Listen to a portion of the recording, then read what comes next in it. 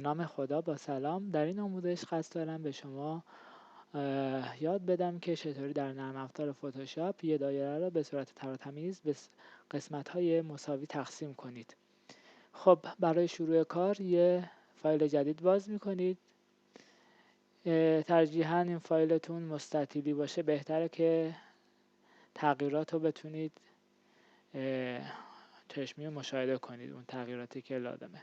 این آموزش 2 قسمته. تو این قسمت اول ما فقط یه تقسیم بندی ساده با درجات مساوی و آموزش میدیم خدمتتون، ولی در آموزش دوم درجه بندی متفاوت میشه. مثلا یک دایره رو به چند قسمت نامساوی ولی باز هم به صورت زوایای مشخص و دقیق و تر و تمیز یاد میگیریم انجام بدیم.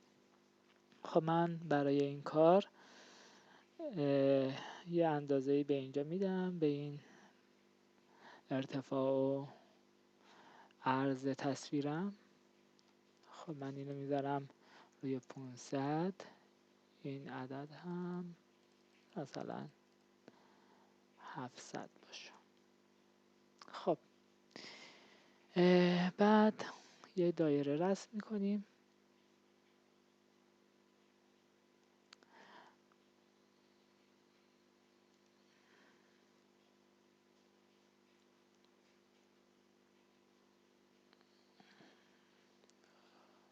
خب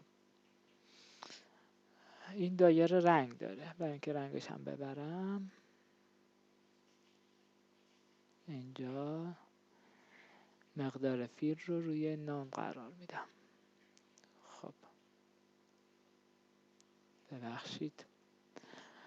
حالا دومین کاری که قرار بکنیم برای اینکه کارمون تمیز در بیاد، ما اول بذارید اندازه ها رو دقیق بگم بهش.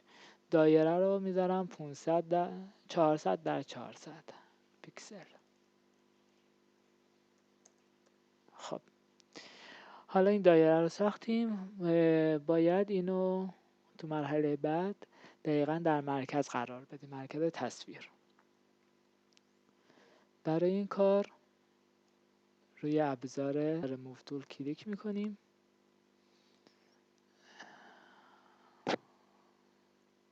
و بعد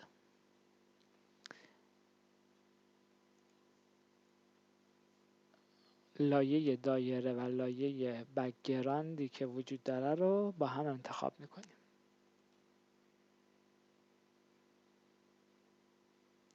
خب این وقتی که این کار کردم میبینم دایره محو میشه. خب این علتش فکر میکنم به این علت باشه که ما خط دایره‌ام روی حالت نون قرار داده. من اینو مشکی بدارم، فقط ویژگی فیلشو نون میذارم. خب یه ذره باید باریک ترش کنیم.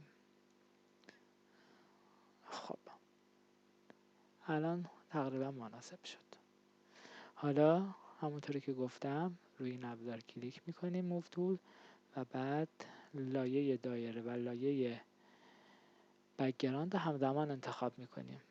میتونیم کنترل نگه داریم مثل خود ویندوز که همزمان هر دو انتخاب بشه. با این کار اینجا چند تا گزینه میبینید ظاهر شده، چند تا آیکون کوچیک برای اینکه این تصویر دایره در مرکز صفحه بک‌گراندمون یا همون لایه هم قرار بگیره، لایه اصلون قرار بگیره. این گزینه‌های وسط رو، آیکون‌های وسط رو کلیک میکنیم. یک ذره این تصویر جابجا شده سمت بالا و اینجا هم اگه کلیک کنم یک ذره خیلی کوچیک سمت راست رفت. الان چون این تصویرمون تقریبا وسط کشیده بودم زیاد جابجایی نداشت، ولی اگر شما مثلا دایره رو کامل بگم این طرف، میتونید مشاهده کنید تغییرات چقدر دقیق انجام میشه. این و این دقیقاً وسط شد.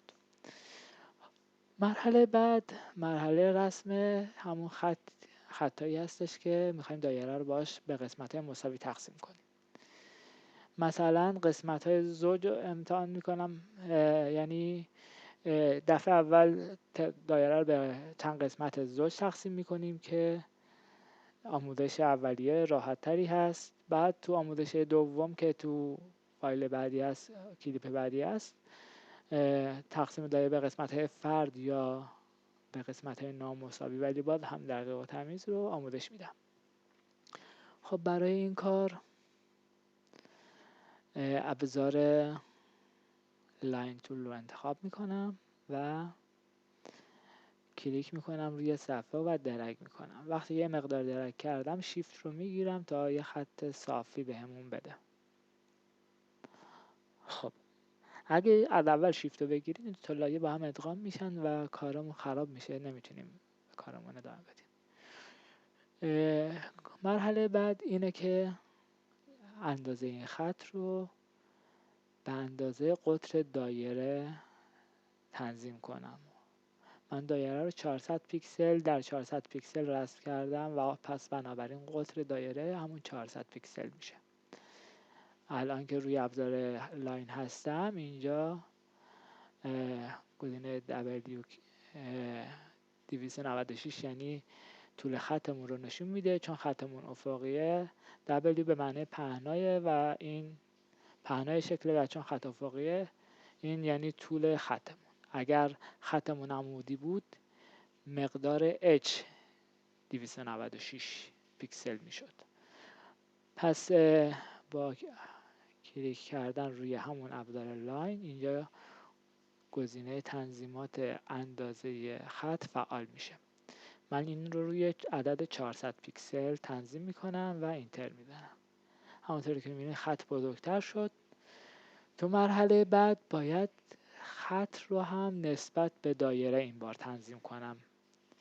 پس هم لایه خط رو میگیرم هم لایه دایره رو که با نگه داشتن کلید و کنترل این کار انجام میشه که همزمان دو تا لایه انتخاب بشن و بعد دوباره ابزار موو تول و بعد اینجا رو تنظیم میکنم.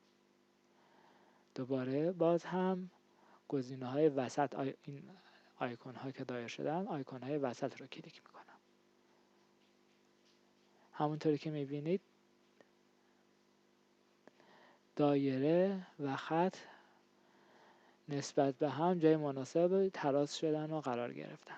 تو مرحله بعد باید چیکار کنیم؟ باید یه خط دیگه معمولا رسم کنیم دیگه، ولی که یه زاویه دیگه ای داشته باشه. مثلا من الان بیام یه خط دیگه رسم کنم، دوباره یه عددی بهش بدم، ولی میبینید که اینجا عددا تغییر کرده و نمیتونم دقیقا بگم 400 در 400 یا افقی بعد میکشیدم یا عمودی که این عدد درست در بیاد. خب بیایم همون کارو کنیم. اینو مثلا 0 بدم و اینو 400.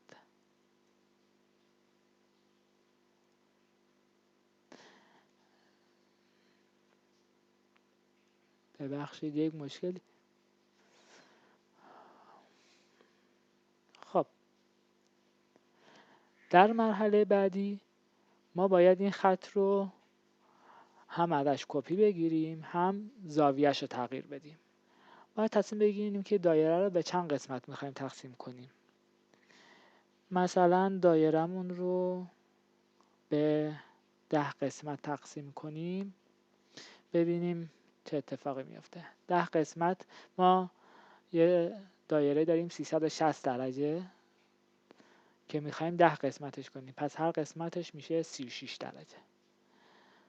پس برای اینکه از این خط کپی بگیرم و هر 360 درجه یه خط دیگه ای داشته باشم، وقتی که لایه خطم فعاله از منوی ادیت روی فری ترانسفورم کلیک میکنم.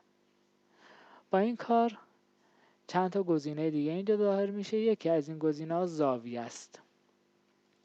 ما اینجا زاویه رو به مقدار 36 درجه تنظیم میکنیم.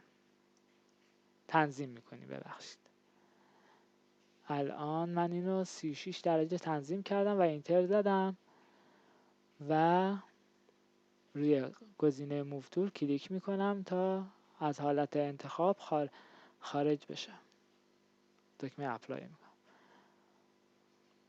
با این کار این زاویه تو حافظه برنامه فتوشاپ قرار گرفت و کار بعدی ما اینه که همزمان هم زاویه رو ادامه بدیم، تغییر بدیم و همزمان یک کپی از خط ایجاد کنیم.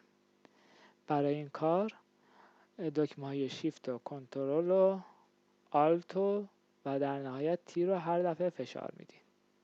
میبینید که هم با هر بار فشار دادن از خط ما یک کپی گرفته میشه و زاویهش هم تنظیم میشه رو همون 36 درجه نسبت به خط قبل. من الان ادامه بدم میبینید که این تغییر میکنه و دقیقا رو همون خط ها میفته. چون قطر دایرمون و طول خطمون دقیق یکی بود، این کار خیلی تمیز و قشنگ در اومد و میتونید تو کارهایی که خیلی به دقت و ظرافت نیاز داره از این روش استفاده کنید. برای اینکه نشون بدم که این مقادیر چقدر دقیق انجام شده، مثلا روی عدد 500 زوم میکنم تصویر رو تا مشاهده کنید لبه ها چقدر تمیز و دقیق به هم منطبق شده، لبه خط و لبه دایره. خب البته این عدم وضوح به خاطر اینه که من فایلی که انتخاب کردم یه فایل 700 در 500 که تصویرمون تو زوم 500 به این صورت تار در اومده. رو زوم 100 برگردونم دوباره میبینید که همون خطهای تمیز و واضح مشاهده میشن. خب این از این آموزش. انشاءالله در ویدیوی بعدی همونطور که گفتم تقسیم کردن دایره به تعداد قسمت‌های فرد و یا اینکه به قسمت‌های با زوایای متفاوت رو آموزش خواهم داد. امیدوارم از این آموزش لذت برده باشید و بتونید به خوبی استفاده کنید.